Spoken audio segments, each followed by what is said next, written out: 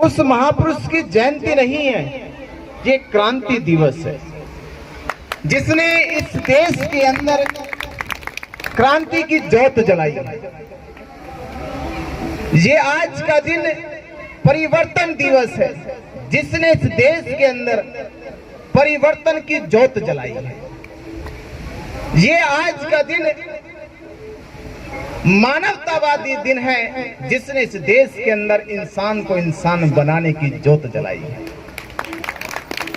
बाबा साहब अंबेडकर का जन्मदिन आप क्रांति के रूप में, परिवर्तन के रूप में, मानवता के रूप में और देश की अखंडता के रूप में मनाना चाहिए।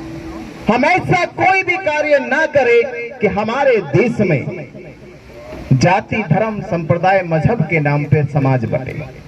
हमें ऐसा संकल्प लेना चाहिए, ऐसी शपथ लेनी चाहिए कि हम बाबा साहब अंबेडकर ने जो ज्योत जलाई है, जो संदेश दिया है, उस संदेश को आत्मसात करके इस भारत देश के समाज के लिए उसका प्रचार प्रसार करें और हम भारत देश में बाबा साहब के सपने को साकार करें। अगर आप ऐसा कर पाते हैं तो वास्तव में आपका बाबा साहब अंबेडकर के पर जो बाबा साहब ने ऋण दिया आपको, वो ऋण उतारने में कहीं ना कहीं आप सफल होंगे, अपने जीवन को धन्य बनाएंगे। मंच के माध्यम से बाबा साहब अंबेडकर भारत देश के अंदर 3 ऐसे मसीहा हुए। आज भारत देश में बहुत सारे लोग किसी ना किसी को आइकन मान के, किसी ना किसी को मसीहा, महापुरुष मानकर चलते हैं। मैं आपको बता दूं, इस देश में ऐसे 3 महापुरुष हुए जिन्होंने भारत की धरती को एक महान धरती बनाया, एक ऐतिहासिक धरती बनाया, भारत की पहचान को दुनिया के स्तर पे मनवाने का काम करा। वो भारत में 3 ऐसे महापुरुष। पहला महापुरुष इस धरती में आज से 2600 वर्ष पहले तथागत बुद्ध नाम का पैदा हुआ। तथागत बुद्ध नाम के महापुरुष ने अपना संदेश सारनाथ में 5 लोगों को देकर शुरू किया। 5 लोगों को दिया, सारनाथ की धरती पे 5 लोगों को दिया। और मैं आज 2022 में कह रहा हूं कि दुनिया के 500 करोड़ लोगों में आज बुद्ध का संदेश चला गया। 500 करोड़ लोगों में अगर संदेश गया इस धरती से, वो बुद्ध का गया, दूसरा ऐसा कोई महापुरुष नहीं है। भारत की धरती पर मैं आपके इतिहास के लिए बता रहा हूं, भारत के गौरव के लिए बता रहा हूं, भारत के विश्व गुरु बनने के लिए बता रहा हूं। अरब से चलकर इस्लाम भारत पहुंच गया, यरूशलेम से चलकर ईसाई भारत पहुंच गया। अगर किसी ने आपको इस तरह का यरूशलेम और मक्का मदीना के मुकाबले में कोई धर्म भारत से निकला है जो एशिया नहीं लाइट ऑफ वर्ल्ड बन चुका है, वो बौद्ध धर्म गया है। एशिया नहीं रहा, ये किताब छपी थी लाइट ऑफ एशिया। अब बुद्ध का धर्म लाइट ऑफ एशिया नहीं है, लाइट ऑफ वर्ल्ड हो चुका। लाइट ऑफ वर्ल्ड इसलिए हो चुका, मैंने पिछले साल एक पत्रिका में पढ़ा था कि जिन लंदन के अंदर, अमेरिका के अंदर जिन चर्चों में प्रार्थना होती थी, मैंने देखा कि उन चर्चों को बदलकर वहां के स्थानीय लोगों ने उनका बुद्ध विहार बना दिया और वहां बुद्ध की शिक्षा देने का काम करने लगे। और एक सर्वे के मुताबिक तो ये पता चला है कि आने वाले 2050 तक दुनिया का पहले नंबर का धर्म बनेगा, वो भारत से निकला बौद्ध धर्म बनेगा। तो साथियों, आप ऐसे महानतम धर्म के अनुयायी हैं, ऐसी भारत भूमि के धर्म के अनुयायी है जिसने पूरी दुनिया को आज मानवता का संदेश देकर उनके अंदर शांति, प्रेम, करुणा का बीज बोया। ये पहले महापुरुष थे। और दूसरे महापुरुष, जब सम्राटों में सम्राट की बात होती है, दुनिया के 2 सिकंदर थे, एक सिकंदर महान थे और दूसरे सम्राट अशोक महान थे। भारत में दूसरा महापुरुष सम्राट अशोक हुआ।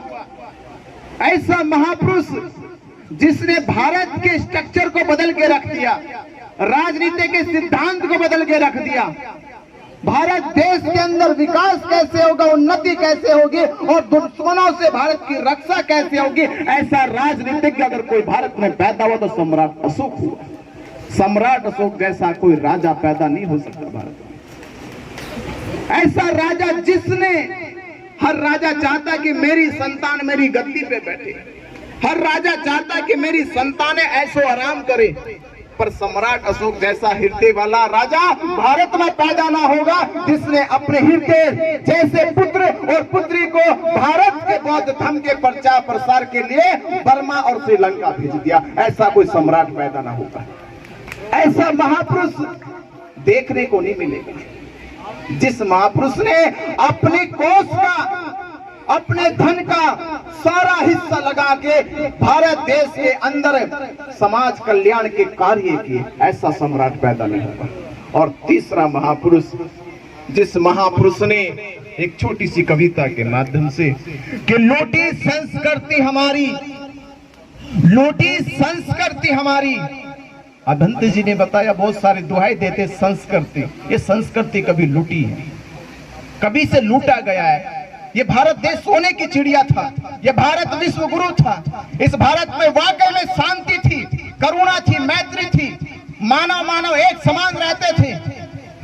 पर वो जमाना कि लूटी संस्कृति हमारी दासहीन बनाया था, लूटी संस्कृति हमारी दासहीन बनाया था। बहू बेटी और बच्चों को घर के बाहर जलाया था। ये घर के बाहर जलाने का जमाना संविधान से पहले का नहीं है, ये संविधान के बाद भी चालू है। ये भारत में आज भी चालू है कि लूटी संस्कृति हमारी दासहीन बनाया था, बहू बेटी और बच्चों को घर के बाहर जलाया था। आंखों से टपके आंसू, कोई फरियाद सुन ना पाया था।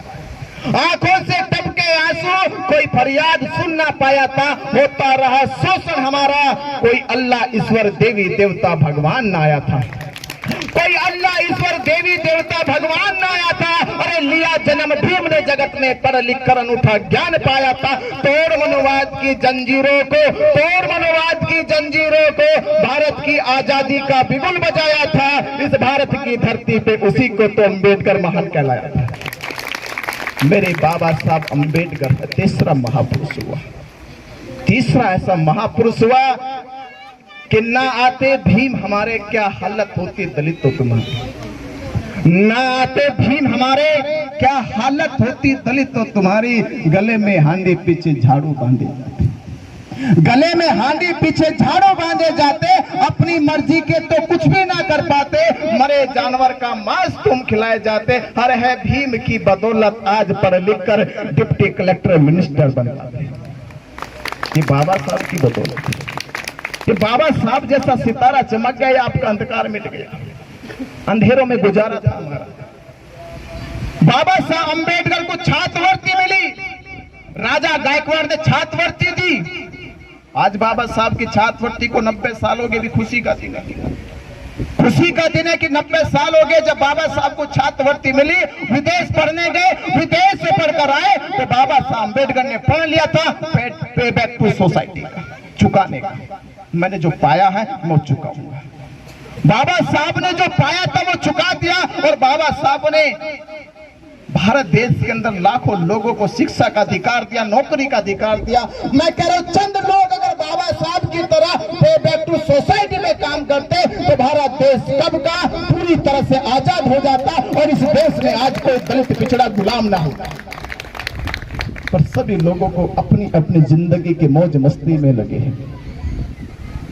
ऐसी मौज मस्ती कि एक फिल्म में वो छोटी सी वो कहते डायलॉग है कि इंसान को क्या चाहिए, रोटी कपड़ा और मकान चाहिए। इंसान को क्या चाहिए, रोटी कपड़ा मकान चाहिए। मैं इस लाइन को और पूरा कर दूं कि रोटी कपड़ा और मकान, घूमे फिरे तो चले कार। आज जमाना कार का है, केवल गुजारा उसी से नहीं हो रहा, रोटी कपड़ा मकान से। लोग कारों से चल रहे, कारों से आधे से लोग कारों से चल के आए होंगे। तो रोटी कपड़ा और मकान, घूमे फिरे तो चले कार, पर सील धर्म के फिर भी जीवन बेकार। अगर जीवन में सील और धर्म ना हुआ तो जीवन फिर भी बेकार। ये बाबा साहब अम्बेडकर ने बताया है। जो भंते जी ने बताया कि बाबा साहब ने चौथी क्रांति चौथी आजादी क्या दिलाई। बाबा साहब अम्बेडकर दुनिया के विद्वानों में विद्वान है। बाबा साहब अम्बेडकर भारतीय संविधान के निर्माता है। बाबा साहब अम्बेडकर इस देश के सबसे बड़े लीडर है, सबसे बड़े राजनीतिज्ञ है, सबसे बड़े कानून मंत्री है। इतनी सारी डिग्रियां होने के बाद भी बाबा साहब अम्बेडकर ने कहा सील धर्म के जीवन फिर भी बेकार है। अगर सील नहीं ना जीवन में, धर्म नहीं ना, तो जीवन का कोई महत्व नहीं रहा। इसलिए ऐसे महान शख्सियत ने अंत में धर्म को स्वीकार किया।